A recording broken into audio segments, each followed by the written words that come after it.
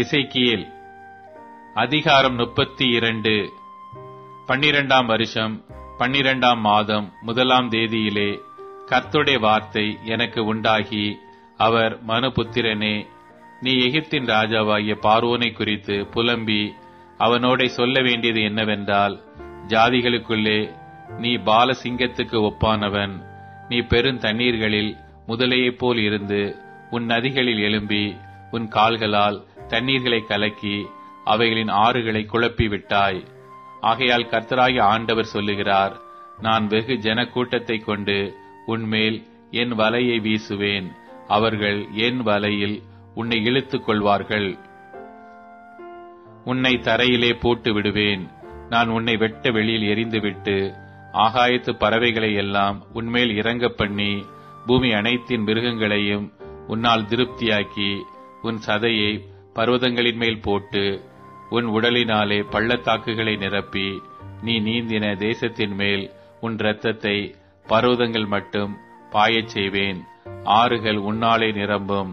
உன்னை நான் அணைத்து போடுகையில் வானத்தை மூடி அதன் நட்சத்திரங்களை இருண்டு போக பண்ணுவேன். சூரியனை மேகத்தினால் மூடுவேன். சந்திரனும் தன் ஒளியை கொடாதிருக்கும். நான் வான ஜோதியான விளக்குகளை எல்லாம் உன்மேல் இருண்டு போக பண்ணி உன் தேசத்தின் மேல் அந்தகாரத்தை வரப்பண்ணுவேன் என்று கர்த்தராகிய ஆண்டவர் சொல்லுகிறார். உன் சங்காரத்தை ஜாதிகள் மட்டும் நீ அறியாத தேசங்கள் மட்டும் நான் எட்ட பண்ணுகையில் அநேகம் ஜனங்களின் இருதயத்தை விசனமடைய பண்ணுவேன். அநேகம் ஜனங்களை உன் நிமித்தம் திகைக்க பண்ணுவேன். அவர்களின் ராஜாக்கள் தங்கள் முகங்களுக்கு முன்பாக என் பட்டயத்தை நான் வீசுகையில் மிகவும் திடுக்கிடுவார்கள். நீ விழும் நாளில் அவரவர் தம் தம் பிராணனுக்காக நிமிஷந்தோறும் தத்தளிப்பார்கள். கர்த்தராகிய ஆண்டவர் சொல்லுகிறது என்னவென்றால், பாபிலோன் ராஜாவின் பட்டயம் உன்மேல் வரும். பராக்கிரமசாலிகளின் பட்டயங்களால் உன் ஜனத்திரளை விழப்பண்ணுவேன். அவர்கள் எல்லாரும் ஜாதிகளில் வல்லமையானவர்கள்.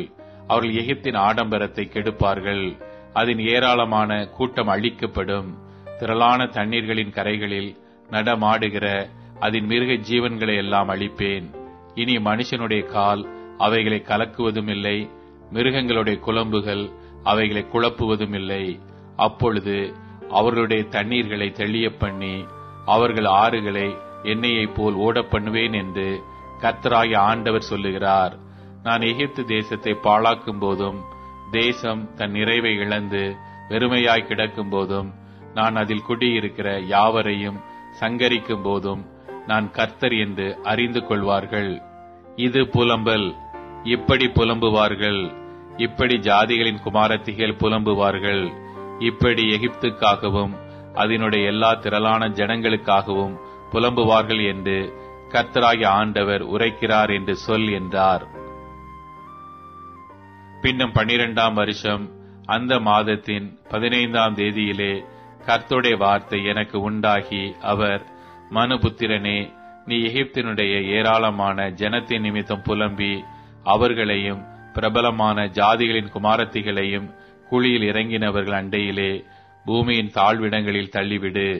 மற்றவர்களை பார்க்கிலும் நீ அலைகள் சிறந்தவளோ? நீ இறங்கி விருத்த சேதனம் இல்லாதவர்களிடத்தில் கிட. அவர்கள் பட்டயத்தால் வெட்டுண்டவர்களின் நடுவிலே விழுவார்கள். பட்டயத்துக்கு ஒப்பு கொடுக்கப்பட்டிருக்கிறார்கள். அவளையும் அவளுடைய ஜனத்திரள் யாவையும் பிடித்தெழுங்கள். பராக்கிரமசாலிகளில் வல்லவர்களும் அவனுக்கு துணை நின்றவர்களும் பாதாளத்தின் நடுவில் இருந்து அவனோடே பேசுவார்கள். அவர்கள் விருத்த சேதனம் இல்லாதவர்களாய் பட்டயத்தால் வெட்டுண்டு இறங்கி அங்கே கிடக்கிறார்கள். அங்கே அசூரும் அவனுடைய எல்லா கூட்டத்தாரும் கிடக்கிறார்கள். அவனை சுற்றிலும் அவர்களுடைய பிரேத குழிகள் இருக்கிறது. அவர்கள் எல்லாரும் பட்டயத்தால் வெட்டுண்டு விழுந்தார்கள்தானே. பாதாளத்தின் பக்கங்களில் அவருடைய பிரேத குழிகள் இருக்கிறது. அவனுடைய பிரேத குழியை சுற்றிலும் அவனுடைய கூட்டம் கிடக்கிறது.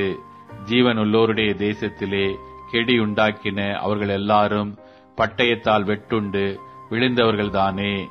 அங்கே ஏலாமும் அவனுடைய பிரேத குழியை சுற்றிலும் அவனுடைய எல்லா ஏராளமான ஜனமும் கிடக்கிறார்கள். அவர்கள் எல்லாரும் பட்டயத்தால் வெட்டுண்டு விழுந்து விருத்த சேதனம் இல்லாதவர்களாய் பூமியின் தாழ்விடங்களில் இறங்கினார்கள். ஜீவன் உள்ளோருடைய தேசத்திலே கெடி உண்டாக்கின அவர்கள் குழியில் இறங்கினவர்களோட கூட தங்கள் அவமானத்தை சுமக்கிறார்கள். வெட்டுண்டவர்களின் நடுவே அவனை அவனுடைய எல்லா ஏராளமான ஜனத்துக்குள்ளும் கிடத்தினார்கள். அவனை சுற்றிலும் அவர்களுடைய பிரேத குழிகள் இருக்கிறது. அவர்கள் எல்லாரும் பட்டயத்தால் வெட்டுண்ட விருத்த சேதனம் இல்லாதவர்கள். ஜீவன் உள்ளோருடைய தேசத்திலே அவர்கள் கெடி உண்டாக்கினவர்களாயிருந்தும் அவர்கள் குழியில் இறங்கினவர்களோட கூட தங்கள் அவமானத்தை சுமக்கிறார்கள்.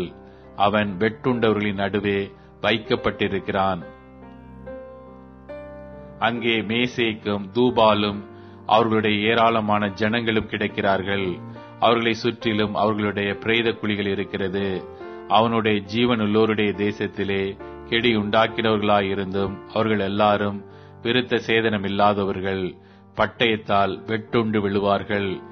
ஜீவன் உள்ளோருடைய தேசத்திலே பராக்கிரமசாலிகளுக்கு கெடி உண்டாக்கிறவர்களாயிருந்தும் அவர்கள் விருத்த சேதனம் இல்லாதவர்களாய் விழுந்து தங்கள் யுத்த ஆயுதங்களோடு பாதாளத்திலிருந்து இறங்கின பராக்கிரமசாலிகளோடு இவர்கள் கிடப்பதில்லை.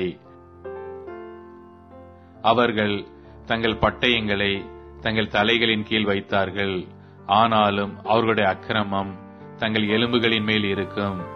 நீயும் விருத்த சேதனம் இல்லாதவர்களின் நடுவே நொறுங்குண்டு பட்டயத்தால் வெட்டுண்டவர்களோட கிடப்பாய். அங்கே ஏதோமும் அதன் ராஜாக்களும் அதன் எல்லா பிரபுக்களும் கிடைக்கிறார்கள்.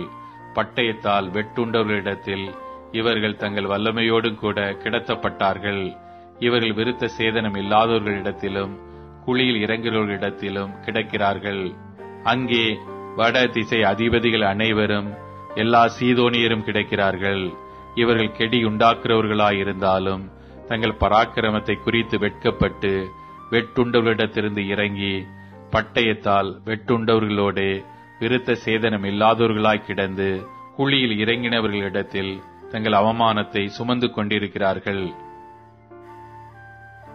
பார்வோன் அவர்களை பார்த்து தன் ஏராளமான ஜனத்தின் பேரிலும் ஆறுதல் அடைவான். பட்டயத்தால் வெட்டுண்டார்கள் என்று பார்வோனும் அவனுடைய சர்வ சேனையும் ஆறுதல் அடைவார்கள் என்று கர்த்தராகிய ஆண்டவர் சொல்லுகிறார்.